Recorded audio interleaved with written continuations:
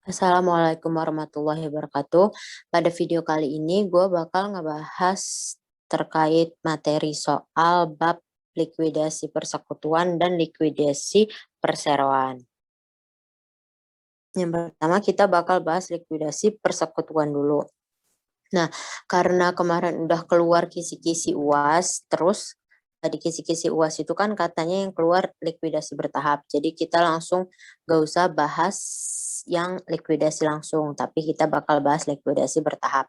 Likuidasi bertahap ini ada dua cara, ada dua metode yang bisa dilakukan, yang bisa dipakai. Yang pertama safe payment, yang kedua cash distribution plan. Kalau safe payment itu pembayaran kas itu dilakukan tiap ada aset non kas yang terrealisasi. Misalnya gini nih, kayak kan misalnya suatu perusahaan itu mempunyai banyak aset non kas kan, kayak misalnya equipment, supplies dan lain-lain. Nah, belum tentu semua aset non kas itu bisa dijual dalam satu waktu. Nah, makanya perusahaan itu menggunakan metode safe payment, karena jadi tiap ada penjualan aset non kas, dia bakal ngebagiin distribusi penjualan kas itu kepada partner dan membayar utang-utangnya gitu. Nah, terus yang kedua ada metode cash distribution plan.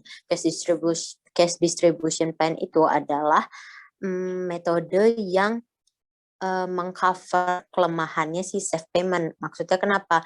Kan kalau misalnya kita suatu perusahaan, kita punya banyak aset non kas. Terus kalau misalnya banyak aset non kas itu, berarti tiap ada penjualan kita harus buat eh, tabel likuidasinya terus dong. Berarti itu kita sama aja kayak melakukan pekerjaan yang berulang-ulang terus.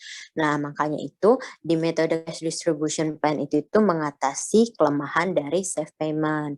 Nah, cara yang digunain oleh cash distribution plan itu adalah dia membuat program prioritas pembayaran sebelum aset tersebut dijual. Jadi nanti kita bakal bikin apa namanya itu tuh ranking kerentanan itu, nanti deh kita lihat. Di soal UAS kita tuh bakal ada dua-duanya, kita buat safe payment schedule, terus nanti kita disuruh juga buat cash distribution plan-nya. Pertama, oh ya ini Excel dari teman gue, cuma gue edit dikit banget di soalnya, jadi kita lihat ya. Yang pertama teori safe payment. Nah, safe payment tadi itu kan setiap ada transaksi aset, penjualan aset tetap, maka dia bakal dicatat gitu, didistribusikan hasil penjualannya. Nah,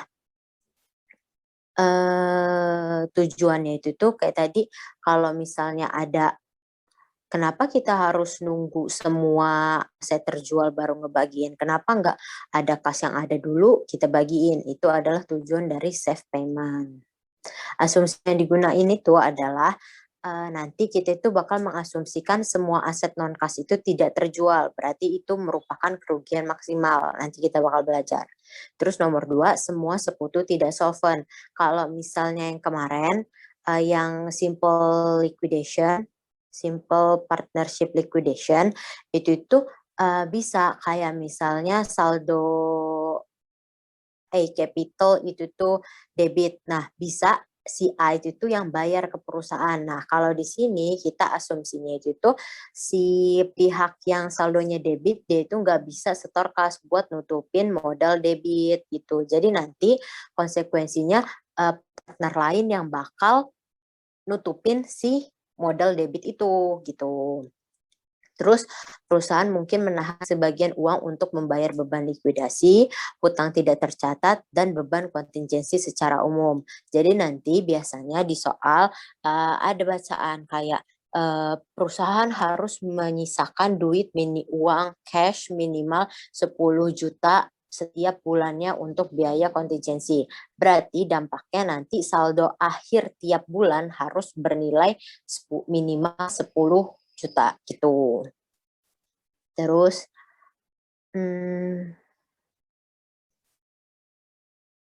mana ya?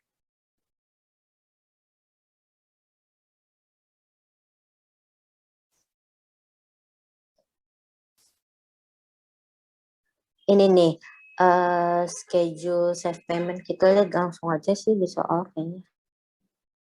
Kita langsung lihat di soal aja ya untuk mempersingkat waktu. Jadi, pertama, kalau misalnya kita ada soal likuidasi persekutuan bertahap save payment, kita itu bakal bikin statement of partnership liquidation dulu. Terus kita juga nanti bakal buat schedule save payment-nya gitu. Nah, kita mulai ya. Pertama nih, persekutuan XYZ akan dilikuidasi segera setelah 31 Desember 2015.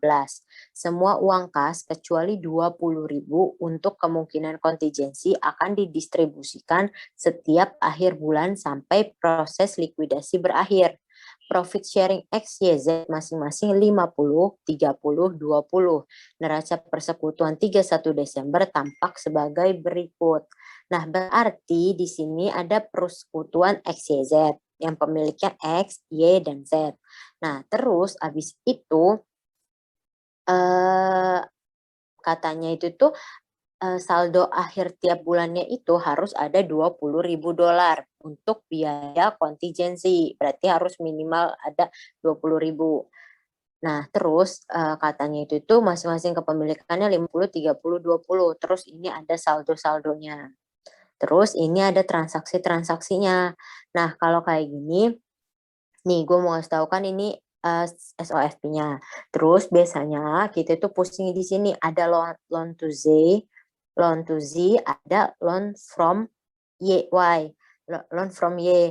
Nah, loan to Z itu tuh maksudnya apa? Kan loan to Z itu tuh di aset nih. Nah, berarti dia itu adalah AR, akun receivable. Jadi si Z ini tuh ngutang ke perusahaan. Nah, berarti loan to Z itu tuh adalah piutangnya perusahaan gitu. Nah, kalau kayak gini, apa dampaknya loan to Z? Loan to Z ini bakal mengurangi Z capital. Jadi Z capital ini nih, kalau misalnya ditanya equity-nya berapa, equity Z berapa? 200.000 kurang sama utangnya Z 40.000. Jadi nanti equity-nya si Z adalah 160.000 gitu. Nah, kalau misalnya si Y itu tuh kebalikannya. Ini kan loan from Y. Nah, loan from Y itu adalah berarti AP. Maksudnya gimana? Maksudnya itu tuh kita sebagai perusahaan ngutang ke si Y ini. Jadi nanti kalau misalnya ditanya ekuitas Y, Y capitalnya 340 ditambah sama 20 gitu. Pokoknya karena kalau kalau bingungnya sih, kalau bingungnya sih, kalau nggak mau pusingnya sih gini aja. Kan Z capital nih, Z capital di kredit, terus Z loan to Z itu kan di debit. Nah, berarti harus dikurang. Terus loan from Y itu tuh dikredit kan, sama-sama dikredit. Berarti bakal menambah si Y capital gitu. Nah, tabelnya itu tuh statement of partnership liquidation tuh kayak begini. Pertama, kita tulis semua beginning balance-nya. Nah, beginning balance-nya itu tuh aset itu kita bedainnya dari cash sama non-cash aset aja. Kita nggak perlu nulis semuanya ini. Jadi cash, non-cash aset, terus priority liability. Priority liability itu terdiri dari accounts payable, notes payable gitu. Itu priority.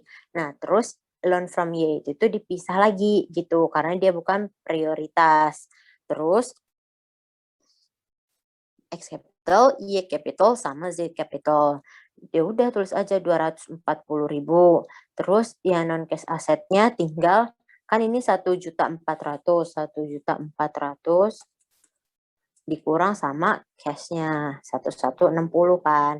Terus priority liability 300 tambah 200 500. Y-nya loan from Y 20, 340, 340, 200 gitu. Nah, bikin balance sudah bisa kan. Terus langkah yang kita harus lakukan itu adalah kita lihat nih ikhtisar peristiwa.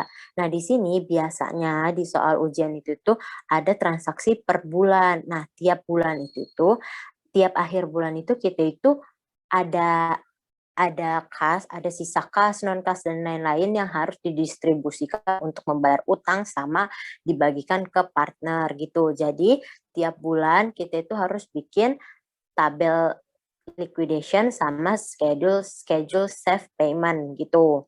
Jadi tiap bulan kita bakal ngebagiinnya. Terus abis itu, nah, terus di tiap bulan ini ada transaksi-transaksi yang harus kita kerjain. Pertama nih, loan to Z di offset dengan saldo modalnya. Nah, loan to Z itu kan tadi AR 40.000. Nah, kalau misalnya AR di offset berarti dihapuskan kan ke saldo modal. Nah, berarti 40.000 ini kita kurangin dari non cash aset karena 40.000, terus mengurangi Z capital karena punyanya si Z. Terus goodwill dihapuskan. Goodwill dihapuskan itu berarti dia menghapus goodwill 40.000. Terus kalau menghapus goodwill itu dibagi per proporsi. Tinggal dikali aja sama kepemilikan masing-masing, mengurangi. Karena dia di sini minus, berarti supaya balance di sini juga harus minus. Terus piutang dapat ditagih sebesar 200.000. Nah, kalau kata Pak RTH ini harus hati-hati. Kan total piutang yang ditagih itu 200.000. Terus saldo total piutang itu ada 280.000 yang harus kita offset di non cash aset ini 280 atau 200.000. Kita harus baca soalnya itu sampai akhir. Nah, di akhir ini kan April 2016 ada tulisan sisa piutang dihapuskan. Nah, berarti waktu Januari 2016 yang non cash aset kita offset itu tuh juga sama kayak yang bisa ditagih. Baru nanti sisanya dihapusin waktu April 2016 gitu.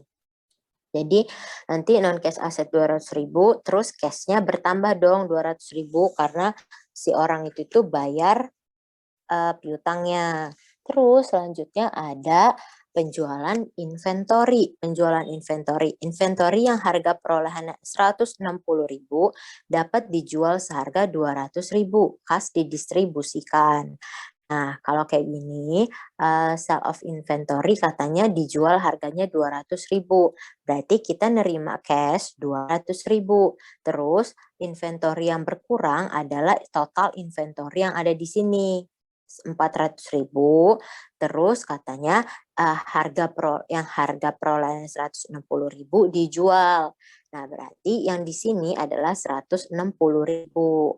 Nah, kita lihat di sini kan yang dijual 160, terus yang didapat duitnya itu tuh ada 200.000, ada gain kan sebesar 40.000. Nah, gain sebesar 40.000 itu bakal dibagiin per partner gitu, kayak tadi 40.000 selisihnya dikali sama kepemilikannya gitu. Nah, nanti kan udah semua transaksi Januari udah selesai nih. Nah, berarti saldo yang bakal dibagiin itu pre-distribution balance buat Januari itu tuh adalah segini yang warna oranye ini gitu. Nah, untuk kita itu harus tahu berapa sih kas yang harus dibagiin gitu. Apakah semuanya masing-masing partner itu berapa jatahnya. Nah, untuk itu kita harus membuat schedule payment di bulan Januari.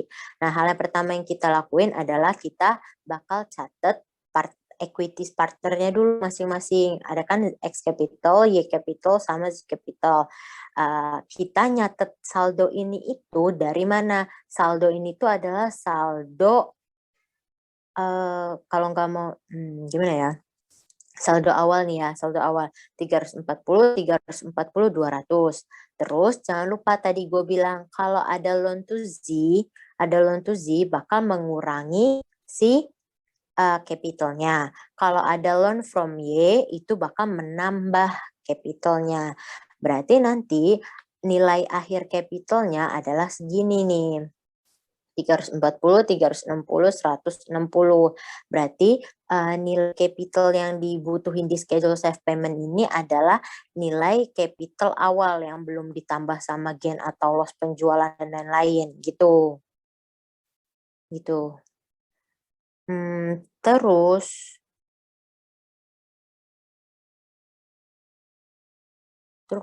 habis itu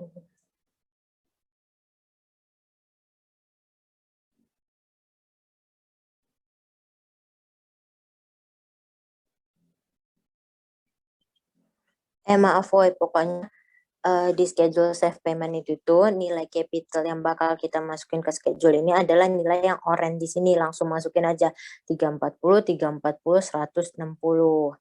Terus abis itu kita bakal menulis possible loss on non current asset. Jadi tadi kan ada tuh di materi sebelumnya, di penjelasan sebelumnya, yang harus dicatat possible loss-nya itu sebesar total non cash asetnya atau kerugian maksimalnya si 720.000. Berarti yang kita tulis di sini adalah 720.000. Terus nanti kita bagi per partnernya sesuai proporsi masing-masing kerugiannya. Nah, terus nanti kita kita balancein kayak gini, tuh ada balance akhirnya, X capital 20 minus 20, terus ini 144, terus yang ini 16.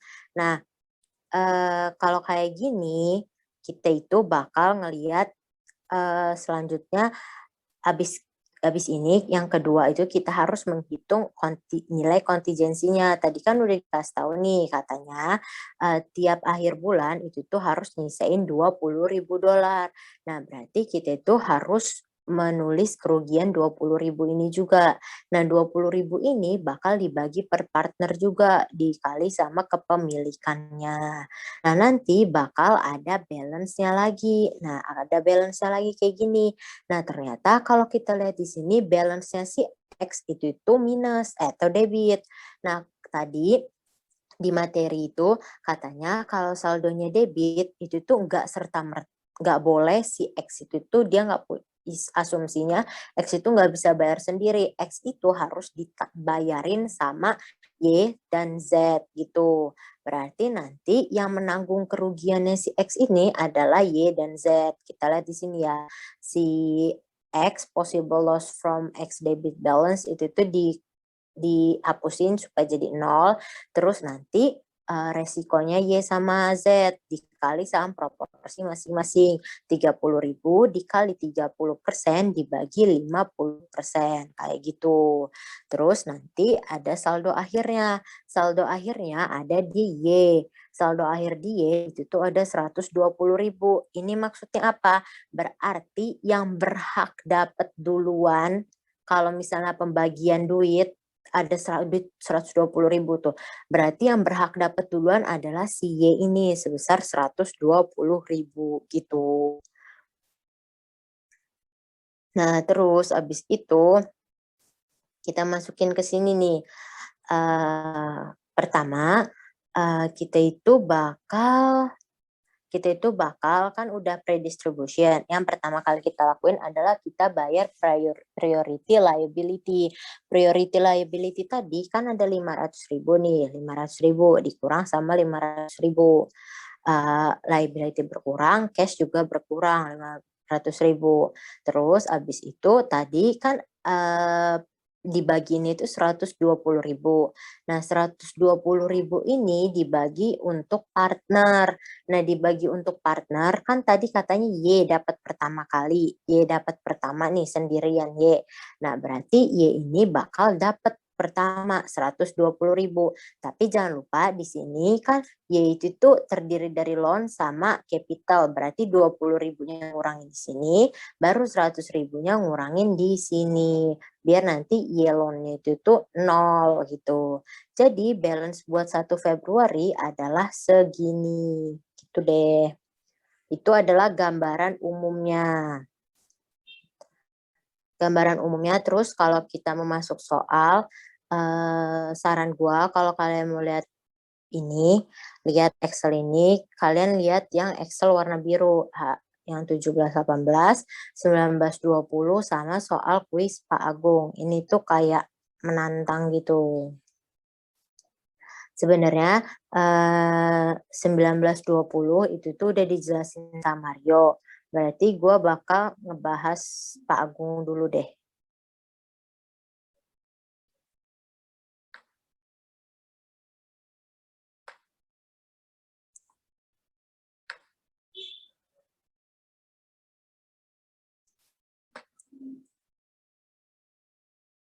Soal Pak Agung, persekutuan Laila, Ana, Kuna, dan Indra, laki, berarti di sini ada 4 sekutu, akan dibubarkan dengan berakhirnya masa kerja 3 tahun. Berikut ini adalah laporan keuangannya. Terus pembagian laba Laila, Ana, Kuna, Indra adalah 25, 30, 35, 10. Terus selama proses likuidasi, saldo minimum untuk berjaga-jaga adalah sebesar 10 juta setiap akhir bulan.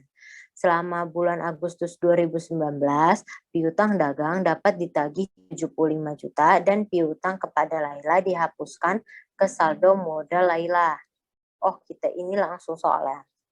Berarti di sini ada empat pemilik. 4 pemilik Laila, Ana, Kuna, dan Indra. Ini masing-masing kepemilikannya. Nah, terus katanya minimal saldo per bulan itu per akhir bulan adalah 10 juta. Ini adalah jawaban dari Pak Agung ya. Kalau misalnya ada salah atau asumsi,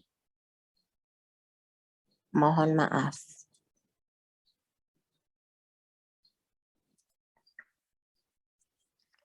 Sekali lagi ini adalah jawaban dari Pak Agung. Ada asumsi yang harus kalian dengerin. Jadi yang pertama kita harus ngitung, kita harus masukin balance-nya, ya udah kita masukin cash 40 juta, terus non cash aset 900.000 dikurang 40 juta kan, 900 juta dikurang 40 juta sama dengan 860 juta. Terus priority liability-nya 80 ditambah 200 sama dengan 280.000 gitu. Terus abis itu Laila ya udah catat aja, tinggal advance from Kuna dulu, advance from Kuna 40 juta sekian. Nah, pertama kita bakal melakukan piutang dagang dapat ditagih 75 juta dan piutang kepada Laila dihapuskan ke saldo modal Laila. Nah, kayak gini berarti piutang dagang dapat ditagih 75 juta. Nah, piutang dagang ditagih 75 juta, terus padahal saldo piutangnya ada 80 juta. Nah, kalau kayak gini, kita kan tadi kata Pak RTH harus ngeliat sampai akhir. Ada nggak tulisan piutang, sisa piutang dihapuskan? Setelah gue baca tadi, itu tuh nggak ada tulisan sisa piutang dihapuskan. Berarti kita langsung menghapus saat itu juga. Kita nerima duit 75 juta, sementara kas yang dihapuskan adalah 80 juta. Nah, berarti ada selisih dong. Nah, selisihnya ini bakal dialokasikan ke masing-masing partner. Rugi kan berarti dia. Terus yang kedua katanya tadi mengoffset piutang kepada Laila. Berarti 25 juta ini kita offset, kita kurangin dari piutangnya, terus kita juga mengurangi piutangnya si Laila gitu. Si capitalnya si Laila 25 juta gitu. Terus selanjutnya ada aset tetap tak berwujud dihapuskan. Aset tak berwujud itu 105 juta. 105 juta itu 105 juta berarti bakal dihapuskan. Tinggal dihapusin aja dari non cash aset 105 juta. Tapi ingat, dari 105 juta ini harus tetap kita alokasikan ke masing-masing partner juga gitu. Terus selanjutnya ada lagi nih mana ya? Persediaan dijual dengan harga 125 juta. Saldo persediaannya itu tuh berdasarkan neraca ada 100 juta. Berarti nanti cash yang diterima 125 juta, terus non cashnya ada 100 juta. Selisihnya bakal masuk ke tiap-tiap partner. Nah, yang terakhir ini ada utang wesel pada bank dilunasi dengan tambahan pembayaran bunga 20 juta. Sesuai kesepakatan antar partner, setiap akhir bulan dilakukan pendistribusian kas setelah semua utang kepada pihak luar dilunasi. Nah,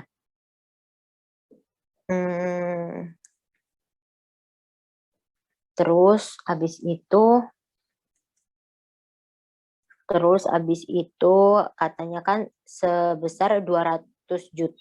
Kan ini piutang kepada bank 200 juta. Terus ada katanya ada bunga, pembayaran bunga 20 juta. Berarti total uang yang kita keluarkan adalah 220 juta. Sementara itu priority liability-nya ada 200 juta. Nah, selisihnya kan 20 juta. Nah, kerugian 20 juta harus kita alokasiin ke masing-masing partner gitu. Biar balance itu tujuannya. Terus ini ada pre-distribution balance. Nah, pre-distribution balance, habis pre-distribution balance, kita bakal buat save payment schedule-nya. Nah, save payment schedule, kita lihat di sini ya. Tadi kan gue bilang, partners equity itu tuh kita ambil yang dari sini aja, 68, lalalala, 68, 148, 500, yang 163, 250 ini, jangan lupa, ini kan kuna, ada advance from kuna, berarti ditambah 163 ditambah sama 40 juta. Terus ada 69, 500. Tadi kan ada si Laila nih, si Laila ada 25 juta, tapi kan dia udah dihapus. Jadi ya udah tetap aja dia 68 juta 750. Terus possible on non cash asetnya sejumlah maksimalnya 550 juta. Berarti nanti ini 550 juta dibagi sama proporsi masing-masing. Terus ada balance-nya, tuh balance-nya. Terus habis itu ada possible loss on contingencies. Nah, possible contingency-nya itu tuh katanya sebesar 10 juta setiap akhir bulan. Nah, berarti dia ini di sini adalah 10 juta. 10 juta dibagiin masing-masing jatahnya ke partner. Nah, balance-nya adalah ini nih. Balance-nya adalah ini. Nah, terus kalau kita lihat di sini ya, balance-nya itu tuh ini kok kayak gini ya? Sabar ya.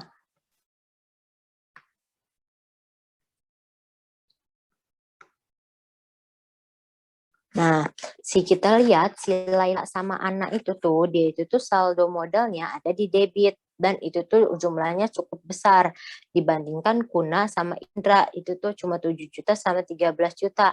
Nah, kalau kayak gini secara logika si Kuna sama Indra itu nggak sanggup menahan beban untuk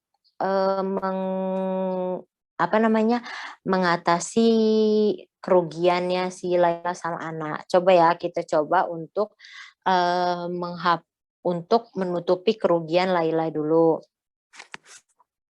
From Laila debit balance. Nah, 71.250 kan. Nah, 71.250 ini terus kita bagi per partner. Partner bakal menanggung segini, segini sama segini. Misalnya si anak nih, berarti anak kan bakal nanggung 30% dibagi sama 75%. Nah, terus berarti saldo akhirnya anak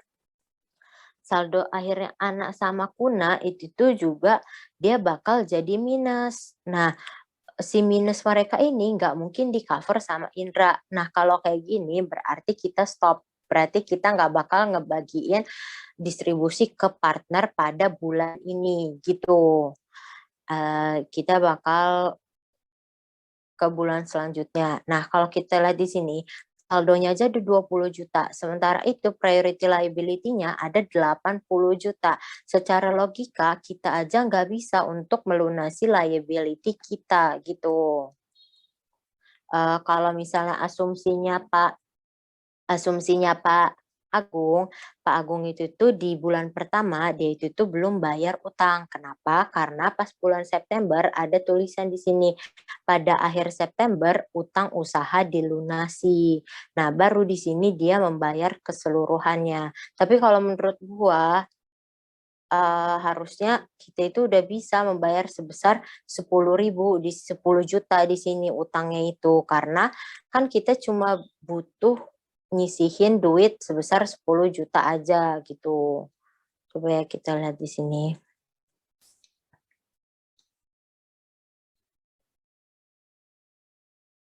Tuh Pak Agung itu tuh dia nyisihinnya tuh benar-benar 20 juta terus ngebayarnya itu nanti pas bulan depan gitu.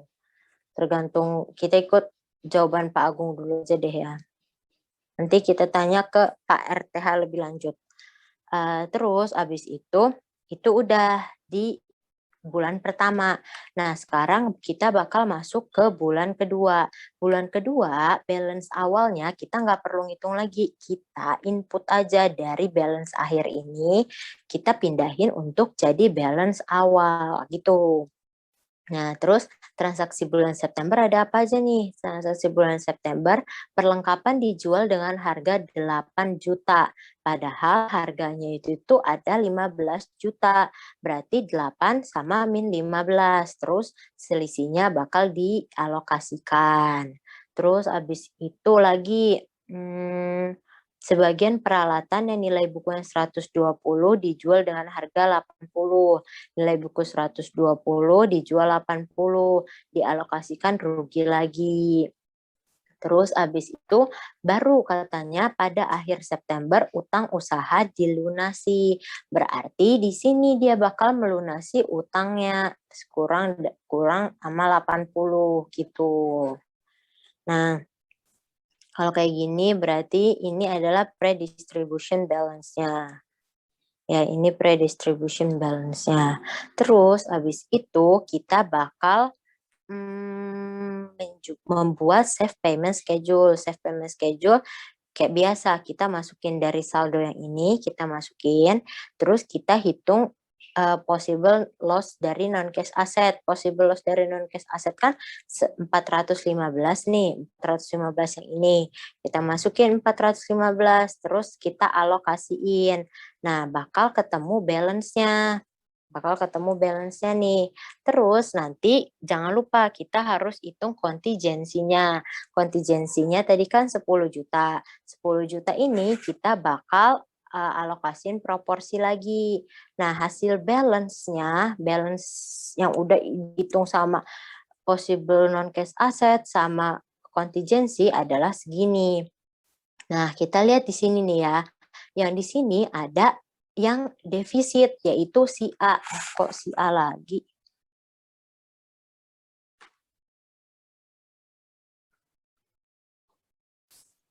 Si A, Laila, Ana, Kuna, dan Indra. Nah, si A itu tuh dia bakal 49. Gimana ya? Si A itu tuh dia 49 kan. Nah, berarti si A itu nanti bakal ditambal sama ketiga partner lainnya. 49, 2, 50.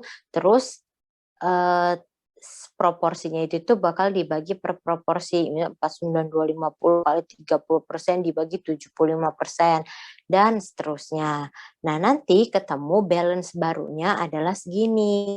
Nah, balance barunya ini si B, si Ana sekarang yang defisit. Ya udah ditalangin lagi sama Kuna sama Indra. Nah, Kuna sama Indra udah menalangin, jadi nanti balance akhirnya adalah si Kuna dapat jatah 511, terus si Indra dapat jatah 12,888 gitu.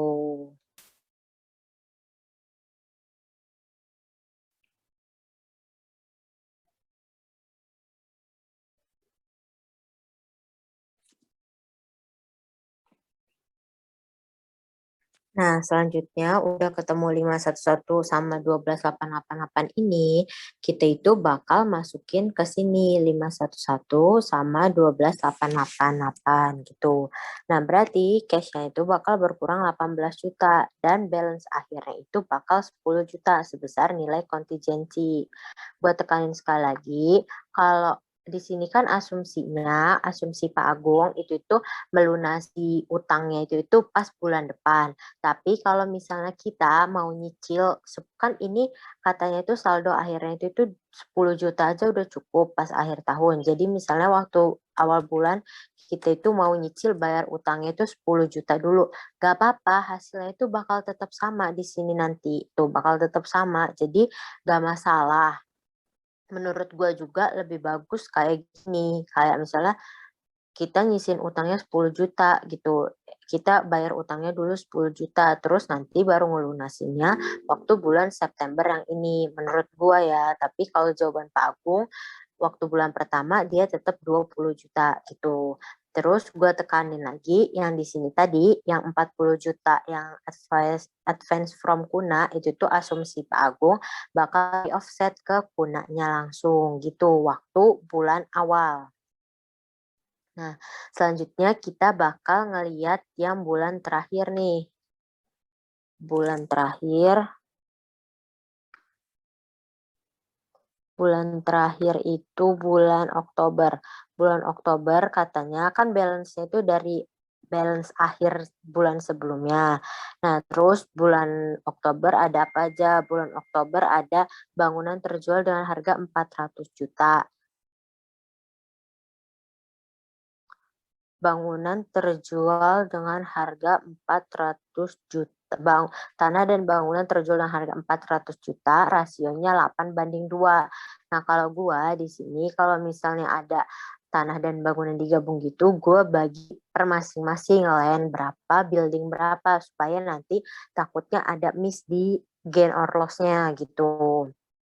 Nah, terus ya udah dibagi aja proporsi. Misalkan ini 400 juta, terus 8 bagi 10, 8/10, yang ini juga 2/10 gitu. Nah, terus abis itu ada nanti kita tulis di non cash asetnya sebesar nilai yang ada di neraca. Tanahnya 235, bangunannya 120. Terus selisihnya bakal dimasukin ke alokasi masing-masing partner. Terus selanjutnya ada sisa peralatan terjual dengan harga 40 juta. Nah, berarti sisa peralatan 40 juta, cash-nya bertambah 40 juta, terus peralatan di sini ada 180 juta kan. Terus dia itu udah terjual 120 juta waktu bulan September. Jadi masih sisa 60 juta lagi. Nah, selisihnya bakal dialokasin pada partner lagi gitu. Nah, nanti ketemu nih pre-distribution balance-nya. Karena ini udah bulan akhir, berarti kita langsung aja habisin saldonya gitu. Karena dia udah bulan akhir, nggak perlu ada kontingensi lagi. Jadi cash-nya nggak apa-apa nol, terus pokoknya semuanya tinggal dienolin aja gitu. Itu kalau yang safe payment. Tapi kalau misalnya kita mau lihat yang cash distribution plan. Nah, cash distribution plan, langkah pertama yang harus kita lakukan adalah kita ngitung vulnerability rank. Nah, vulnerability rank itu apa sih? Rank kerentanan, yang mana yang paling rentan apa paling rapuh gitu untuk rugi gitu. Kita lihat di sini caranya gimana? Caranya adalah kita menghitung saldo awal banget. Saldo awal kan misalnya Laila nih 120 juta. Nah, 120 juta ingat ada tadi loan to Laila sebesar 25 juta. Berarti nanti 120 juta dikurang 25 juta sama dengan 95 juta. Gitu juga yang B, yang anak maksudnya si anak 180 juta tetap C kan tadi 200 ditambah advance from Kuna berarti 240. Terus yang terakhir 80. Nah, terus caranya adalah kita bagi dengan kepemilikan 25, 30, 35 sama 10. Terus nanti kita bagi. Nah, kita bagi ini adalah loss absorption potensial atau potensi kerugian. Nah, nanti kita bikin ranknya. Rank yang paling pertama adalah rank yang paling kecil dari kita urutinnya itu yang paling terkecil. Jadi yang nomor 1 adalah nilai yang paling rendah. Jadi maksudnya apa? Maksudnya adalah dia ini yang paling rentan loh. Jadi kan dia ini paling kecil 380. Kalau habis gain-nya 380 habis, berarti dia bakal rugi. Nah, dia maksudnya si A ini dia yang bakal paling cepat untuk merugi setelah keuntungan dia habis karena keuntungan dia itu cuma dikit gitu. Nah, terus kita buat loss absorption-nya. Loss absorption-nya itu tuh kita lihat yang dari sini. Tadi kan pre-liquidation equities-nya 195, 180, 240, sama 80. Nah, ini adalah totalnya.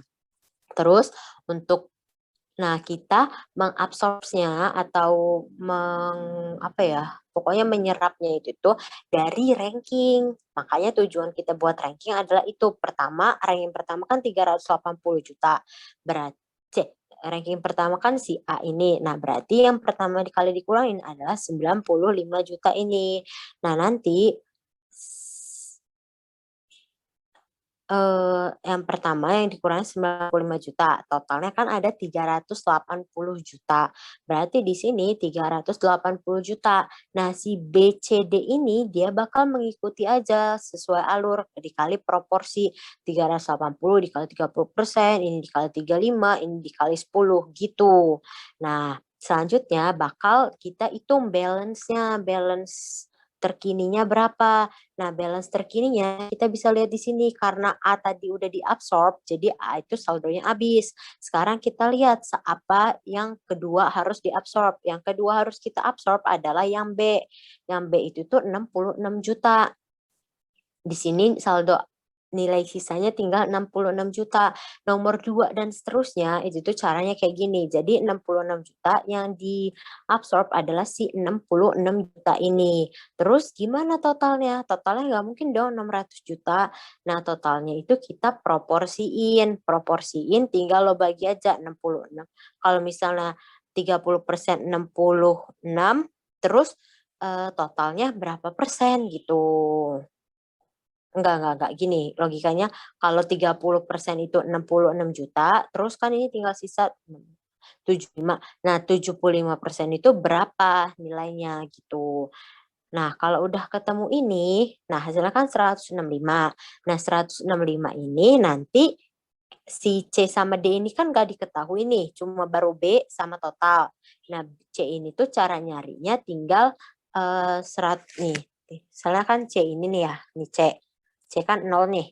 Nah, terus dicarinya tinggal total dikali ini terus dibagi sama 75%. Ingat, harus hati-hati di soal itu tuh supaya dia nggak 100% gitu kan ya, ke nomor 2 sampai seterusnya itu harus hati-hati. Kepemilikannya itu udah nggak 100% lagi, jadi itu yang tricky. Nah, kita lihat di sini balance baru. Balance baru, si A sama B itu tuh saldonya 0. Nah, berarti kalau kayak begini kita tinggal punya C sama D. Nah, selanjutnya, mmm ranking 3 kan C. Nah, berarti sekarang C yang bakal kita hapus. Si C kita hapus 30 juta, terus abis itu kita proporsiin lagi kayak tadi. Kita proporsiin, ternyata totalnya adalah 38 juta. Nah, terus dari 38 juta ini 10%-nya itu berapa sih? 10%-nya ternyata 8 juta gitu. Terus kita balancein lagi. Setelah kita balancein lagi, kan tinggal sisa yang ranking terakhir yaitu yang D. Nah, yang D itu tuh sisa saldo terakhirnya adalah 11 juta ini. Nah, ya udah supaya nol semua, si 11 ini harus dikurang sama 11 juga gitu. Nah, terus abis itu cash distribution plan-nya nih. Cash distribution plan-nya itu first-nya itu kan 280 juta. Dari mana 280 juta? Dari pertama kali kas yang harus misalnya kita mendapatkan duit nih 380 mendapatkan duit. Hal pertama kali yang harus kita bayar adalah priority liabilities. Jadi, first-nya itu tuh adalah priority liabilities, yaitu 280 juta. Terus yang keduanya dari bawah, si 11 juta, 38 juta, sama 165 juta. Nah, terus kita itu bikin ini proporsi yang sebenarnya kan proporsi aslinya kalau 100% itu 25, 30, 35 sama 10. Nah, kalau misalnya kayak gini, misalnya 11 juta nih, 11 juta kan yang dapat cuma si D, ya udah D 100%.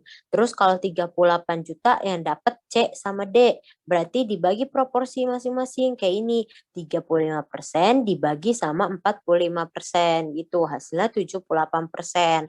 Begitu juga seterusnya, gue yakin kalian udah mengerti. Nah, kalau masih ada sisa dari 165 ini bakal dibagiin ke seluruh totalnya gitu. Jadi posisinya di sini A itu bakal dapat kalau misalnya ada sisa dari 165 ini masih ada sisa lagi gitu uangnya. Berarti baru dia dibagi. Kalau gak ada ya udah dia nggak bakal dapat sama sekali gitu. Terus selanjutnya kita buat cash distribution schedule. Cash distribution schedule itu kalau ini tuh nggak ketara gitu sih, apa namanya, cash distribution-nya yang pertama, cash distribution Agustus, itu tuh ini 40 tambah 75 tambah 125 kan, ini cash distribution-nya. Sebesar 240 juta. Nah, 240 juta. Nah, 240 juta ini tadi kan kita harus bayar not sama bunganya 220 juta. Berarti dimasukin ke priority liability 220 juta. Total sisanya adalah 10 juta. Nah, tadi kalau misalnya kita nyisain 10 juta di sini, berarti kita tulis di sininya. Mana ya tadi? Ini masih sisa 10 juta, berarti kita tulis lagi 10 juta di sini, 10. Nah, kita tulis 10 juta di sini. Berarti total sisa di sini bukan 20 juta lagi, ya tapi tinggal 10 juta gitu. Nah, terus selanjutnya yang kedua, itu tuh dia penambahan bulan September, dia itu tuh kayak saldo cash yang bulan September. Ini tambah ini gitu. Saldo cash bulan September. Nah, priority liability-nya pertama kan kita harus bayar utang dulu nih priority. Nah, berarti kan utangnya tadi udah dibayar 10 juta, berarti tinggal sisa 70 juta. Tapi kalau misalnya kalian mau bayar semuanya di September, ya udah di sini 80 juta, di sini 0 gitu ya. Nah, terus udah tuh ternyata masih ada sisa nih 98, 70 nih ya kita kurangin 9 kan duit kita ada 98. Terus kita kurangi sama 70, terus kita kurangin lagi sama sisa 10 juta, nggak boleh hilang. Nah, masih ada sisa 18 juta. Nah, dari 18 juta ini kita lihat di tabel ini pertama yang kita harus alokasiin adalah si 11 juta. Nah, berarti si 11 juta ini bakal kita alokasiin. Kita lihat 11 juta ini yang dapat siapa? Yang dapat cuma si D sebesar 100%. Ya udah D dapat 100% gitu. Nah, terus selanjutnya dari 18 juta ini masih ada sisa 6.571. Nah, 6 juta ini punyanya saldo apa? Kita lihat di sini, kalau misalnya ada sisa saldo selain 11 juta, bakal pindah ke yang tabel yang ini, 38 juta. Dari 38 ini yang diminta sama kita cuma 6 juta. Nah, kita baru punya 6 juta. Nah, 6 juta ini bakal dibagiin ke C sama D, 78% sama 22%. Ya udah deh kita bagiin, ternyata hasilnya 5 juta sama 1 juta. Terus kita totalin. Nah, supaya kita cross check, benar nggak sih pengeluaran waktu September itu 5 juta buat C sama D itu tuh 12 juta. Kita cek di save payment. Nah, biasanya tuh harus sama nih, 5 juta sama 12 juta gitu. Tuh 5 juta sama 12 juta. Terus yang tadi bulan ini tuh yang keluar adalah 10 juta. Gitu kawan-kawan. Terus abis itu selanjutnya ada Oktober. Nah, Oktober itu tuh katanya tadi saldonya itu 450 juta. Nah, 450 juta ini kan banyak nih. Terus kita nggak perlu nyisain saldo 10 juta. Nah, yang pertama kali kita bagiin adalah tadi kan ada sisa nih 38 juta. Baru kita bagi 6 juta. Kita kurangin. Ternyata masih kurang bayar 32 juta. Nah, tadi 32 juta ini harus kita bagiin ke C sama D gitu sisanya tadi. Nah, baru deh nanti yang kedua yang kita bagiin adalah si 165. Nah, masih cukup nih duitnya buat 165. 165 tadi dia buat B, C sama D 40, 47 sama 13. Berarti nanti kita bagiin lagi 40 C C, B, C, sama D gitu. Ternyata kalau dihitung-hitung masih ada nggak sih sisa dari 450? Masih ada. Nah, sisa 450 ini adalah 253. Nah, baru deh dibagiin sama proporsi normal yang tadi 25, 35, 10 itu tuh. Nah, hasilnya waktu bulan terakhir adalah 63, 141, 190 sama 54 juta gitu. Nah, berarti kita cross check di sini. Tuh, benar pasti sama gitu. Nah, saran gua buat kuis pelajarin aja soal yang ini. Soal 1920 udah ada di YouTube Mario yang bahas. Terus abis itu 17-18 ya. Gue cuma bahas soal Pak Agung untuk mempersingkat waktu.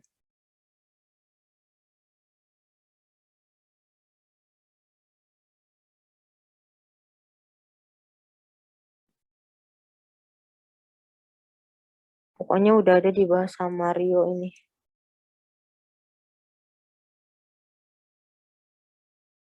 Yang trikinya di likuidasi partnership ini adalah kalau misalnya lo itu apa namanya eh partnernya banyak gitu. Nah, itu agak-agak tricky gitu. Kayak 1920 ini bagus nih, dia ada 4 partner gitu. Tapi sebenarnya dia sama aja gitu. Kita tinggal ikutin aja alur. Misalnya gue cuma praktekin 1 bulan ya, yang 1920. Katanya di sini ada PT ABCD. Nah, rasionya itu 3, 4, 2, 1. Terus dikenakan adanya wabah COVID, semua partner melakukan likuidasi. Nah, biaya likuidasinya itu tuh 2.000 tiap akhir bulan. Terus katanya distribusinya itu bakal dilakukan setiap akhir bulan dan menyisakan saldo kas sebesar 5.000. Nah, di sini katanya berarti biaya likuidasi itu tuh 2.000. Itu tuh bakal dilakuin tiap bulan kalau nggak salah ya. Ya, tiap bulan kita bakal ngeluarin biaya likuidasi 2.000. Nah, terus saldo akhir cash kita adalah 5.000. Nah, berikut ini adalah transaksi-transaksi. Pertama, kita bakal buat saldo awal dulu. Ya udah, saldo awal bisa pasti. Nah, pertama dia minta mengoffset utang dan piutang kepada dan dari partner. Kita lihat di sini ada advance to B sebesar 15.000. Nah, advance to B berarti kan dia adalah AR. Nah, AR ini bakal dihapuskan ke B, sama-sama mengurangi. Di aset mengurangi, di capital bakal mengurangi gitu. Terus yang advance from C kan berarti akun payable. Nah, akun payable kan mau kita hapusin, akun payable berkurang, capitalnya bertambah di C, sama-sama di C ya. Terus abis itu menjual land sebesar 320 juta. Nah, landnya di sini ada berapa? 300 juta. Berarti nanti ada selisih 320 sama 300. Selisihnya bakal diproporsiin gain ya. Terus abis itu yang 3, menjual separuh inventory dengan harga 90.000. Inventorinya kan 200.000. Terus jualnya harganya 90.000. Berarti 90.000 yang ininya 100.000. Terus selisihnya bakal dialokasin lagi. Terus ingat tadi katanya membayar biaya likuidasi sebesar 2.000. Berarti biaya likuidasinya ini 2.000. Terus dialokasi ini itu ke masing-masing partner. Jadi cash berkurang, terus alokasi partner juga berkurang masing-masing. Nah, terus yang nomor 6 nih, nomor 5, membayar bank note dengan tambahan beban penalti sebesar 5.000. Nah, berarti di sini notes payable-nya bank itu adalah 250.000. Terus ditambah penalti 5.000, berarti nanti cash yang berkurang adalah 255.000, terus liability berkurang 250.000, sisanya akan dialokasikan ke partner gitu. Nah, terus habis itu membayar kreditor dan apabila masih ada sisa akan dibagikan ke partner. Nah, udah nih, ini ada pre-distribution balance-nya. Nah, kalau kayak gini kita bakal masukin ke save payment schedule-nya. Save payment schedule 180.900, 211.200, 145.600 sama 100.300. Possible yang pertama adalah 545. Terus dialokasikan masing-masing. Ini ada balance-nya. Terus habis itu ada possible contingency. Nah, loss of contingency-nya ada 5.000. Nah, 5.000 ini dia itu tuh dialokasikan per partnernya. 5.000 tuh per partner. Ketemu deh nanti balance-nya yang terbaru. Nah, balance yang terbaru kita lihat di sini ada yang debit. Si B yang debit. Nah, si B ini tuh bakal ditanggung sama A, C, sama D. Nah, jadi nanti si B itu tuh dia bakal bertambah 8.800 supaya 0. Terus A dia bakal nanggung kayak 8.800 dikali 30% dibagi sama 60% kan. Sisanya dikurang 40% gitu. Nah, hasilnya adalah berarti yang dapat jatah itu tuh cuma A, C, sama D waktu bulan apa? Bulan Maret. Nah, jadi nanti pas dibagiin si 193 ini pertama kali yang harus kita lakukan adalah bayar utang. Bayar utang priority liability yaitu 100.000. Kita bayar tuh 100.000. Terus selanjutnya kita harus bayar yang sesuai ini 11.500, 32667 sama 43833. Itu hasilnya adalah totalnya 88.000 gitu. Balance akhirnya adalah 5.000 gitu. Gitu deh. Itu yang bulan pertama. Terus kita langsung bahas yang save payment-nya, cash distribution-nya aja. Sama kayak tadi, vulnerability rank-nya itu tuh kayak tadi kan, awalnya si A itu 180.000, terus si B tadi dia itu tuh ada 225, terus dikurang 15 sama dengan 210. Terus yang C, D itu ada 120 ditambah 25, 145. Terus yang D itu tuh ada 100.000 gitu. Terus dibagi sama kepemilikan masing-masing. Nah, ini adalah loss absorption potensialnya. Terus kita rankingin nih yang paling rendah dari yang paling rendah. Nah, ini yang paling rendah kan. Terus kita masukin ke loss absorption-nya 180, 210, 145 sama 100. Pertama yang harus kita absorb adalah si nomor 1 ini 525, 525. Berarti yang B kan, yang B pasti nanti saldonya 0. Nah, terus tinggal sisa A, C sama D. Misalnya A tadi itu kita carinya ya udah tinggal kali proporsi aja dari 525 jatahnya kali 30% berapa sih gitu. Nah, terus abis itu yang kedua harus kita absorb adalah yang A. Yang A itu tuh dikurang 22.500 kan. Gak mungkin dong dikurang 600.000 lagi karena saldonya udah berubah. Jadi yang dikurang 525 total adalah yang pertama aja. Nah, selanjutnya berarti si yang kedua kan emang 22.500, berarti dia dikurang 22.500. Terus abis itu kita cari totalnya di sini berapa. Totalnya di sini kita cari perbandingan aja. Kalau 22.500 itu 30%, kalau misalnya 60%-nya berapa sih? Ternyata 60%-nya 45.000. Terus ya udah tinggal 20% dibagi 60% dikali 45.000. Gitu-gitu aja pokoknya. Nah, nanti ketemu balance baru lagi. A sama B udah habis, tinggal C sama D. Nah, yang ketiga harus kita anuin adalah si C, si 140. Nah, si C ini 25.000. Kita hapuskan 25.000 sama kayak tadi. Kalau 20% itu 25.000, kalau 30% itu berapa ribu? Sama dengan 37.500. Ya udah deh, tinggal sisa D yang tersisa. Ya udah saldo D bakal kita hapuskan. Nah, terus abis itu kita lihat di sini, kita buat cash distribution plan. Ingat tadi first-nya adalah saldo priority liability. Pasti benar kan? Nah, 350.000.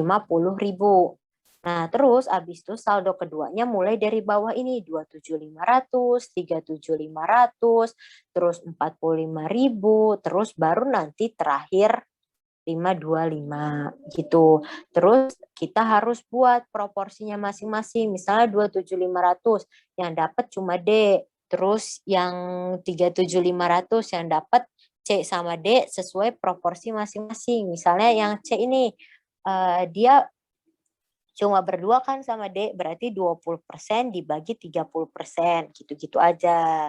Itu cash distribution plan. Terus kalau mau buat schedule-nya, Maret nih, Maret.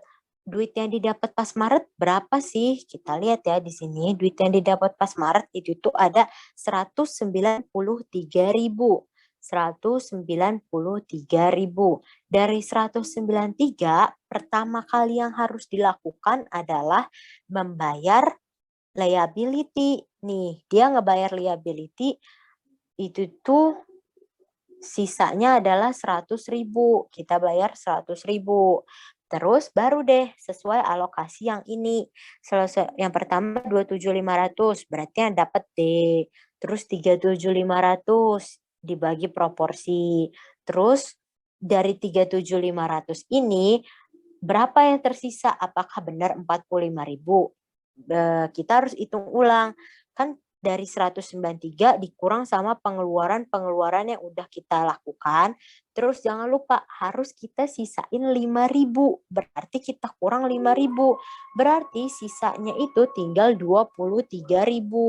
Nah, dari 23.000 itu bakal dibagi ke partner A, C, sama D. Jadi nanti waktu bulan Maret yang dibagiin ke A 11.500, dibagiin ke C 32.667, yang dibagiin ke D 43833. Itu harus sama kayak save payment schedule. Kita lihat ya.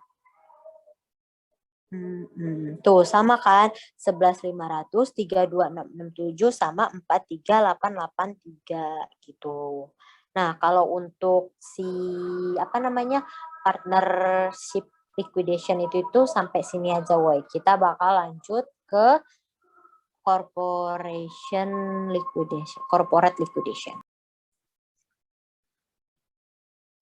Nah, sekarang kita lanjut ke yang corporate liquidation. Nah, corporate liquidation itu ada 5 tahap. Yang pertama, kita itu menyusun neraca saat likuidasi. Yang kedua, menyusun statement of affairs yang merupakan rencana realisasi dan pembayaran utang berdasarkan peringkat. Terus proses penyerahan aset dan utang, terus konversi seluruh aset non-kas, terus winding up, terus settlement. Jadi semua neraca saldo bersaldo 0. Jadi intinya itu pertama kita itu bakal menyusun neraca saat likuidasi. Misalnya perusahaan setuju akan melakukan likuidasi tanggal 31 Juli. Nah, pada tanggal 31 Juli itu kita 31 Juli kita itu harus membuat balance sheet-nya gitu pada saat kita mau dilakukannya likuidasi gitu. Nah, terus yang kedua kita itu menyusun statement of affairs. Statement of affairs itu adalah rencana realisasi dan pembayaran utang-utang kita. Nah, pembayaran utang-utang itu harus kita urutin dulu berdasarkan prioritasnya masing-masing, berdasarkan peringkatnya. Nah, sebelumnya kita lihat di sini. Jadi, kita saat likuidasi perseroan itu kita itu ada utang kepada kreditor. Nah, saat kita berutang itu kan ada utang yang dijamin sama utang yang tidak dijamin. Nah, kalau utang yang dijamin itu terbagi jadi dua lagi. Ada yang 100% terjamin, misalnya kita mau utang 10.000, terus kita utangnya, kita menjamin, nih saya berani jamin kamu milikin aja equipment saya senilai 20.000. Nah, berarti kan jumlah barang jaminan kita nilainya lebih tinggi daripada utang kita. Itu yang disebut dengan fully secured. Jadi utangnya itu tuh semuanya itu ke cover sama jaminan kita. Terus yang kedua ada partially secured. Partially secured itu adalah utangnya itu tuh tidak 100% terjamin oleh jaminan barang jaminan itu. Nah, kalau misalnya yang tidak dijamin, yang enggak terjamin, itu tuh ada priority sama non-priority. Nah, kalau yang priority itu terdiri dari biaya administrasi, terus biaya tentang pilot, terus biasanya juga wage payable, salary payable, commission, terus ada trustees fee gitu. Pokoknya intinya ya, kalau di klaim prioritas tanpa jaminan ini tuh biaya administrasi. Ya, gue tulis aja di sini ya. Administrasi, terus wage payable, terus habis itu semua tentang apa namanya itu trustee fee, kayak pokoknya biaya likuidasi, terus pesangon atau pensiun, terus habis itu uang muka, terus habis itu apa namanya utang sewa gitu-gitu, pembelian, terus habis itu pajak. Nah, pokoknya yang ada di prioritas itu istilahnya kayak ini tuh penting, mau nggak mau itu tuh kalau misal kita punya uang, ini adalah utang yang wajib duluan kita bayar, kayak misalnya gaji dan lain-lain gitu-gitu, pajak gitu-gitu. Kalau misalnya non prioritas tanpa jaminan, itu tuh misalnya kayak biasanya ada account payable. Biasanya account payable itu masuknya ke non priority unsecured. Terus habis itu klaim legal yang sudah jatuh tempo, yang sudah terlambat, terus klaim legal yang denda, sanksi, terus beban bunga dari utang klaim tapi tidak terjamin. Ini ya, beban bunga itu tuh tergantung. Kalau misal beban bunga dari yang utang tidak terjamin, ya berarti tidak terjamin. Tapi biasanya beban bunga juga banyak yang dari secure gitu. Harus hati-hati. Nah, ini dari Pak RTH itu. Terus peringkat yang terakhir ada peringkat stakeholder. Sisanya itu bakal dikasih ke pemegang saham. Nah, jadi misalnya ini nih, kita bakal step yang kedua menyusun statement of affairs, kayak pelunasan-pelunasan utang. Nah, jadi di sini katanya mortgage payable sama interest payable itu bakal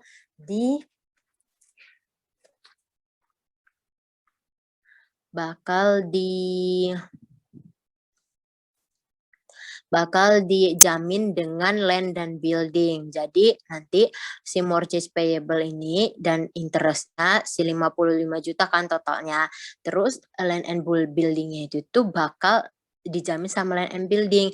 Nah, dijamin sama land and building ini 60.000 ini adalah nilai fair value-nya atau nilai sekarang, bukan nilai buku. Jadi nilai land and building fair value-nya 60.000. Terus untuk melindungi 55.000. Berarti kan masih ada sisanya lebih gedean barang jaminan.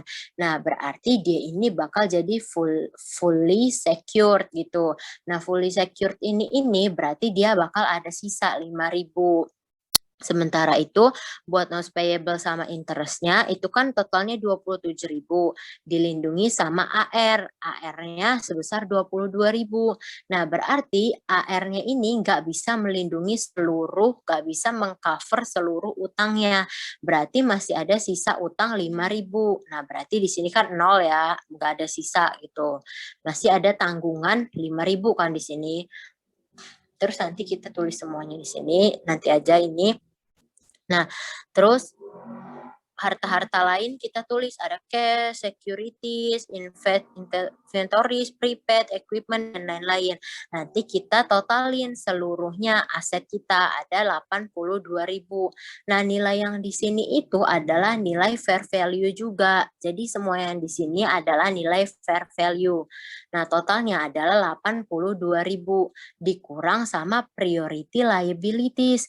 Nah, priority liabilities itu tuh adalah kita harus ngelihat dari yang liability dulu. Nah, jadi kan di sini ya, kan ini bagian aset, terus ini bagian liability. Nah, bagian liability yang fully secure tadi ada mortgage sama interest payable 55.000 yang ini. Terus partially-nya itu tuh ada 27.000. Nah, terus 27.000 di covernya cuma 22.000. Berarti masih ada sisa 5.000. Nah, sisa utang yang belum kebayar ini bakal jadi ke unsecured non-priority. Padahal tadinya dia secured priority. Karena masih ada sisa yang belum kebayar, itu dia jadi unsecured non-priority. Terus yang priority unsecured ada wages, wage payable, ada property tax payable, gitu-gitu kan, 15.000. Terus abis itu berarti di sini total priority liability-nya adalah 15.000. Namanya juga priority liability, dia yang harus pertama dibayar. Terus ada unsecured non-priority, ada akun payable sama notes payable to suppliers. 70.000, berarti totalnya yang unsecured non priority adalah 75.000. 65 tambah 5 tambah 5, 75.000. Nah, di sini tadi total aset kita adalah 82.000. Aset yang tersisa unsecured 82.000. Nah, 82.000 itu pertama kita harus ngebayar si priority liability. Makanya dikurang priority liability sama dengan 67.000. Nah, 67.000 ini adalah available unsecured creditors, 67.000. Nah, sebenarnya kan itu aset sama dengan liabilities plus equities. Nah, totalnya liabilities plus equities 75.000. Sementara totalnya di aset itu 67.000. Nah, berarti si aset ini harus ditambah 8.000 supaya balance gitu. Nah, supaya lebih cunnya lagi, kita bakal ngelihat di soal aja deh ya.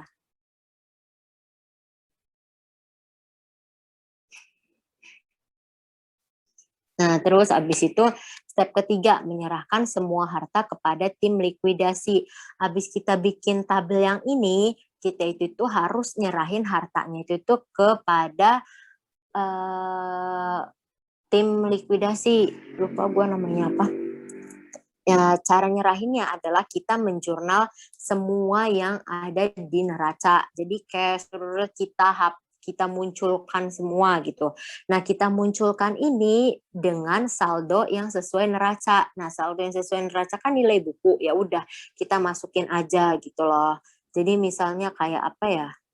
Inventory kan inventory nilai bukunya 50.000, sementara itu nilai pasarnya 55.000, yang di jurnal di sini adalah 50.000, jangan sampai ketuker-tuker ya woy.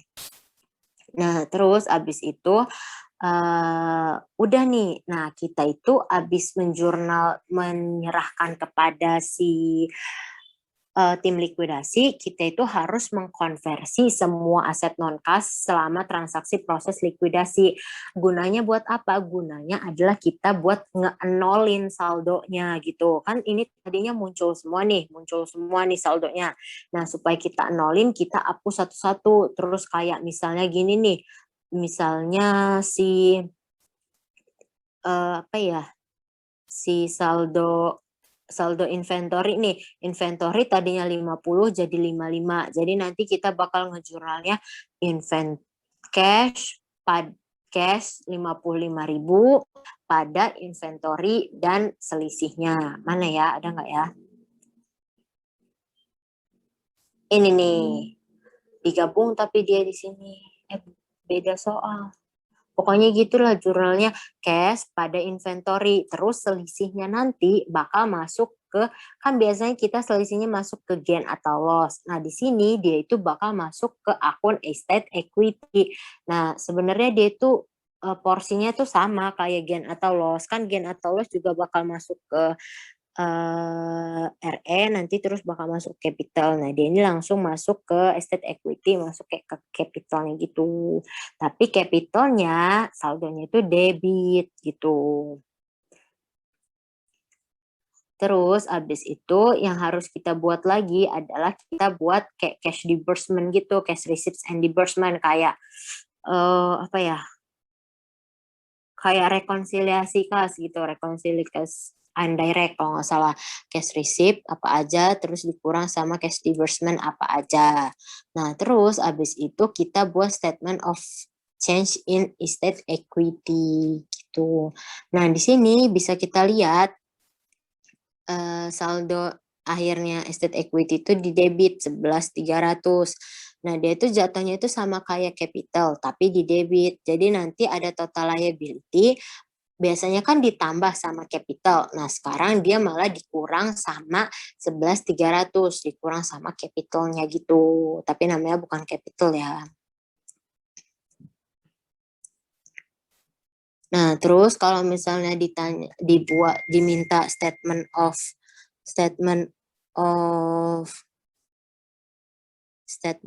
realization and liquidation, itu tuh kita bagi-bagi, misalnya aset itu tuh aset to be realized sama aset not realized ya gitu-gitu.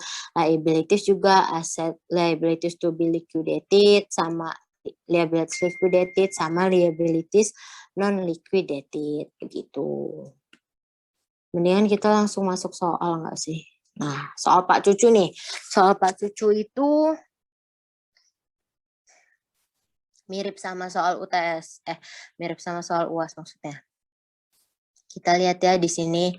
Jadi di sini ada soal Pak Cucu, ada neraca PT Amburadul per 30 Juni 2021 dalam dolar. Jadi di sini ada neraca. Terus tanggal 30 Juni perusahaan dinyatakan sebagai perusahaan yang pailit dan akan dilikuidasi sesegera mungkin. Trustee sudah bersepakat pada tanggal 1 Juli 2019. Berikut ini informasi tambahan yang berhasil diperoleh. 1. Akun receivable diestimasikan hanya bisa tertagih sebesar 66.000.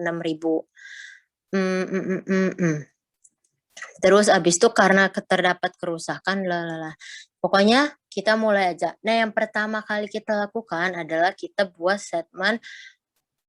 Kita sebenarnya yang pertama kali kita lakukan adalah buat neraca, tapi gue males buat neraca, jadi ini neracanya langsung gue gabungin aja gitu. Nah, jadi harusnya pertama kali buat neraca ya, tapi kita langsung aja ke buat statement of affairs-nya. Jadi statement of affairs-nya kan dibagi jadi dua. Kita buat yang aset, terus nanti kita bakal buat yang liability. Yang aset dulu nih, kita lihat di sini. Ada nggak keterangan-keterangannya? Keterangan-keterangannya itu di sini, mortgage payable dan interest on mortgage payable dijamin oleh tanah dan gedung. Nah gitu. Berarti kalau kayak gini, si mortgage payable sama interestnya 150 sama 15, dia bakal dijamin sama tanah dan building. Tapi ingat, tanah dan buildingnya itu harus senilai nilai pasar. Di sini nomor 3 ada bacanya. Tanah dan gedung bisa terjual seharga 170.000. Nah, berarti land and building itu 170.000. Dikurang sama 165. Sama dengan berarti kan dia full secured karena nilai jaminan lebih besar dibandingkan nilai utangnya. Berarti nanti 170 dikurang 165 sama dengan 5.000 gitu. Terus habis itu yang kedua, apa namanya? Yang parsial. Yang parsial dia itu tuh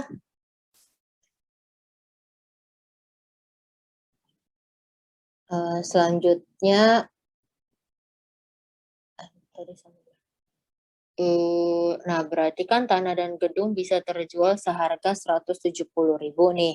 Nah, berarti nanti kita yang tulisnya di sini itu 170.000 kan tadi udah. Nah, sisanya adalah 5.000. Terus kita lanjut ke yang parsial. Yang parsial katanya bonds dijamin oleh mesin. Nah, kalau kayak gini berarti bonds payable-nya kan nilainya 50.000 nih, 50.000. Terus mesinnya itu di sini nilai bukunya 60.000. Terus kita lihat ada nggak nilai mesinnya? Ini ada, mesin diperkirakan bisa terjual seharga 20.000 aja. Nah, berarti di sini yang kita tulis adalah 20.000. Nah, di sini bisa kelihatan kan nilai mesin tidak bisa menutupi keseluruhan utangnya, yaitu 50.000. Nah, berarti kita lihat di sini dia kosong. Terus habis itu kita nganuin jurnal yang akun-akun yang ada di aset lainnya. Misalnya cash kan 60.000, dia kan tetap tuh pasti 60. Terus akun receivable 70.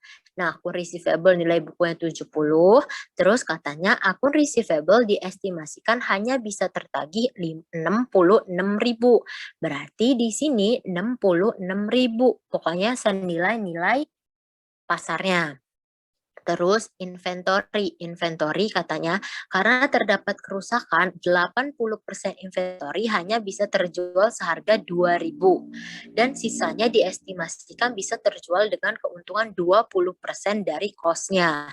Kita lihat di sini, inventory nilai itu ada 50.000.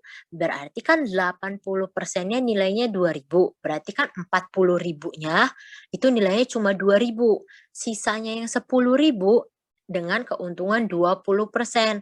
Berarti cara nyarinya adalah 10.000 dikali 120% ditambah 2.000. Hasilnya adalah 14.000. Terus lanjut ya. Paten 30.000 di sini. Terus katanya di nomor 7, paten tidak dapat diuangkan sama sekali. Nah, berarti di sini walaupun paten di sini 30.000, kalau misalnya dia nggak diuangkan berarti dia 0 hasilnya.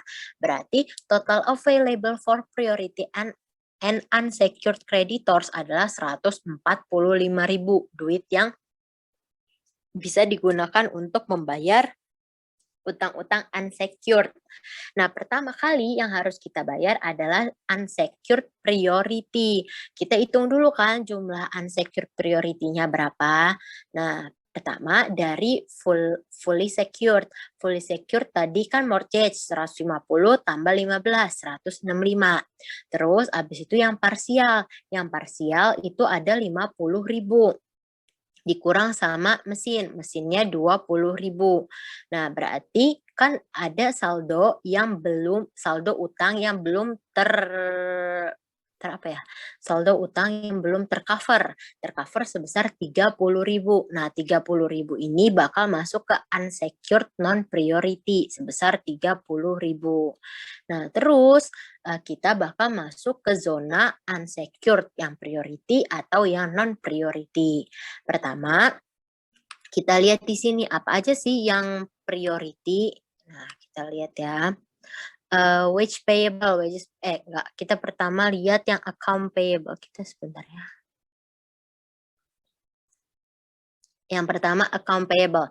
Account payable kan tadi gue bilang dia itu umumnya bakal masuk ke non priority unsecured. Berarti dia nanti bakal masuk ke ini sejumlah 20.000.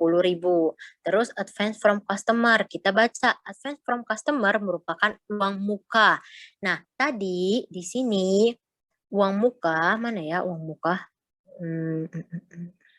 Nih, uang muka. Nah, uang muka itu bakal masuk ke priority. Nah, berarti uang muka di sini, mana tadi advance from customer itu tuh bakal masuk ke priority.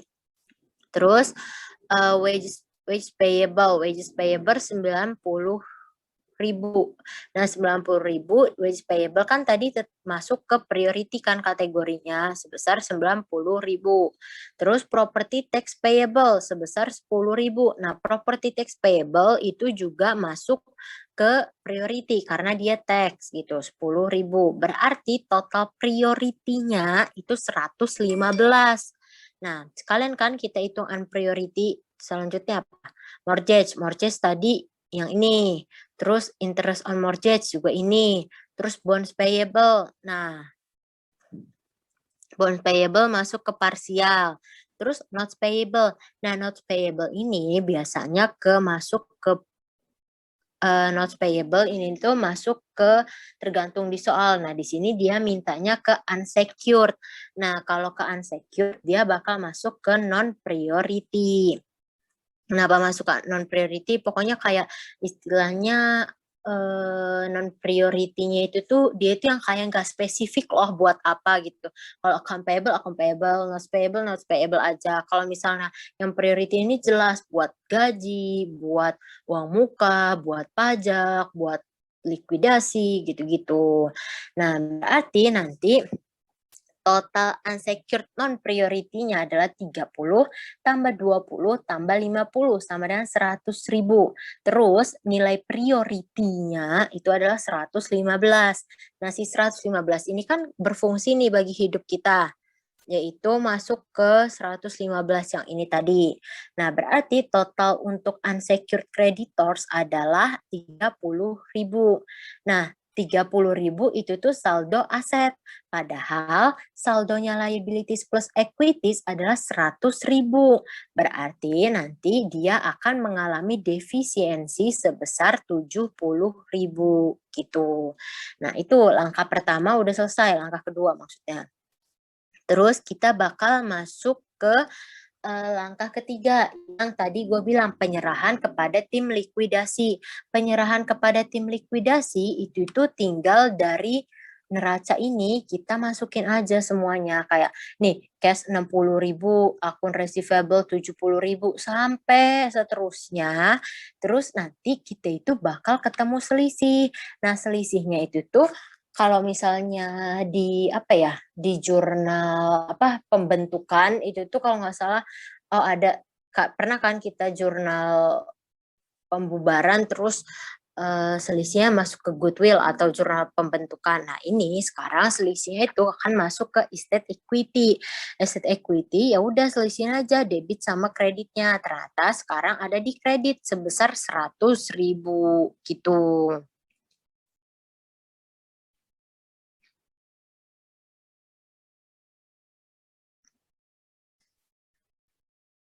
Terus habis itu kita bakal masuk ke 4, yaitu jurnal transaksi. Jurnal transaksi yang pertama itu tuh dia pengennya akun receivable diestimasikan hanya bisa tertagih sebesar 66.000. Nah, berarti di sini dia itu bakal apa namanya menjurnal akun receivable. Dia bakal menghapus akun receivable-nya itu tuh sebesar 70.000. Si 70.000 ini. Terus cash-nya ini adalah sebesar nilai akun receivable sekarang sebesar 66.000. Terus selisihnya bakal masuk ke estate equity. Terus yang nomor 2, karena terdapat kerusakan yang tadi 80% inventory. Nah, kan tadi udah kita hitung inventory sekarang nilainya 14.000, berarti cash 14.000, inventory lama itu nilainya berapa? Inventory lama nilainya 50.000. Ya udah kita 50.000-in. Terus habis itu nanti pada inventory pada estate equity selisihnya. Terus nomor 3, tanah dan gedung bisa terjual seharga 170.000. Berarti cash 170.000, land itu 30.000 kita hapuskan, building kita hapuskan 200.000, terus selisihnya estate equity. Terus nomor 4, mesin diperkirakan bisa terjual seharga 20.000. Nah, kalau mesin ini berarti kan cash sebesar 20.000. Mesinnya 60.000. Berarti mesinnya dikredit 60.000. Selisihnya adalah estate equity. Terus nomor 5, wage payable merupakan utang yang terjadi selama triwulan 2 tahun 2019. Nomor Oh, nomor 5 enggak penting. Terus offense enggak. Nomor 7, paten tidak dapat diuangkan sama sekali. Nah, kalau paten tidak dapat diuangkan sama sekali, kan harus kita hapuskan tetap. Berarti kita hapusnya ke estate equity, bukan kepada cash. Berarti nanti estate equity pada paten sejumlah 30.000 saldo patennya. Terus abis itu mortgage dan interest dijamin oleh tanah dan gedung. Nah ini tadi mortgage 150, interest 15, terus cashnya kan tanah dan gedung. Tadi tanah dan gedung kan udah di-convert jadi 170.000. Nah berarti cashnya berkurang 170.000. Estate equity-nya ada 5.000. Jadi ingat ya, di sini bukan land and building lagi, tapi dia langsung ke cash karena si land and building udah diubah jadi cash gitu. Terus abis itu bonds payable dijamin oleh mesin. Tadi kan bonds payable nggak punya interest, jadi ya udah bonds payable pada cash aja. Sebesar mesinnya tadi harganya berapa? 20.000. Berarti bonds payable pada cash sebesar 20.000. Terus ini nih Trust TV itu tuh katanya sebesar 10.000. Ya udah estate equity pada cash sebesar 10.000. Nah, lanjut kita bakal bayar priority liability dulu yang pertama. Nah, priority liability itu terdiri dari sebentar ya, agak ribet ini. Priority liability itu terdiri dari wages payable 90, advance from customer 15, property tax itu 10. Nah, ini bakal kita bayar 15, 90, 10. Itu udah ya, udah kita bayar. Terus selanjutnya adalah sisa utang yang belum kita bayar. Nah, part yang susah di bab ini adalah ini. Jadi, kita itu harus menghitung sisa kas yang tersisa. Jadi kan sebenarnya banget yang belum terbayar itu ada bonds payable 30.000, terus accounts payable itu 20.000, terus notes payable itu 50.000. Dari mana? Apa namanya? Kita lihat ya dari sini. Sebentar.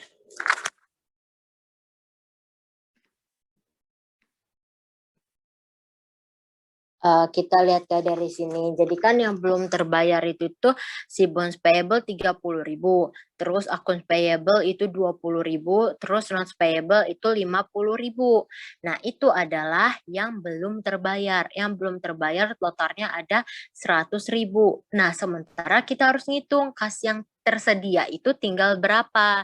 Nah, kita pakai rumus sum if di sini. Langsung teman gua sih sebenarnya. Nah, langsung pakai rumus sum if ternyata duit yang tersisa itu tinggal 15.000. Padahal kita butuhnya 100.000. Nah, berarti kayak dulu kita harus memproporsikannya dari 30.000. Kalau kita cuma punya 15.000, berapa yang harus dibayar buat bonds payable? Kita proporsin aja 30/100 dikali 15.000 dan seterusnya. Terus yang tidak berbayar tinggal kita kurangin 30 kurang 4,5 gitu-gitu aja, begitu.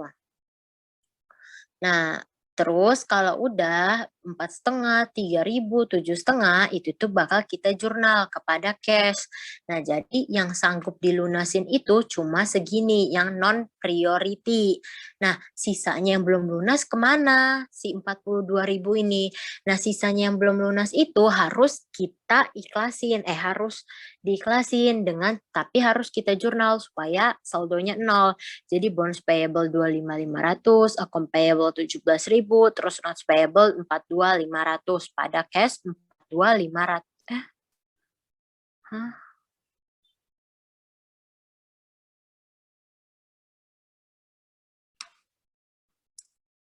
Nah, pada cash sebesar 85.000 gitu. Nah, terus habis itu buat ngebuktiinnya kita bisa bikin apa namanya penyelesaian ini. Pasti balance-nya itu tuh semuanya 0. Kecuali saldo-saldo yang ada di sini. Kayak misalnya yang ini yang kita nggak punya kuasa untuk melunasinya kayak 17.000 akun payable, terus 22.500, terus 42.500. Tapi karena kita melakukan jurnal penyelesaian, dia itu bakal terhapus juga, saldonya itu bakal habis gitu.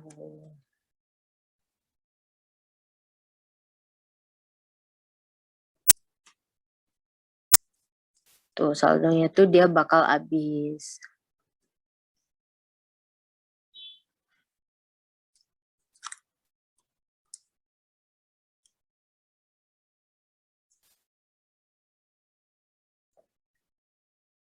Nah, pokoknya soal UAS 2020 juga sama kayak gitu. Pokoknya mirip deh kayak gitu. Udah sekian video dari gua. Apabila ada kesalahan, mohon maaf. Kalau misalnya ada masih kebingungan, boleh tanya jawab lewat PC atau apapun terserah. Semangat UASnya. Assalamualaikum warahmatullahi wabarakatuh.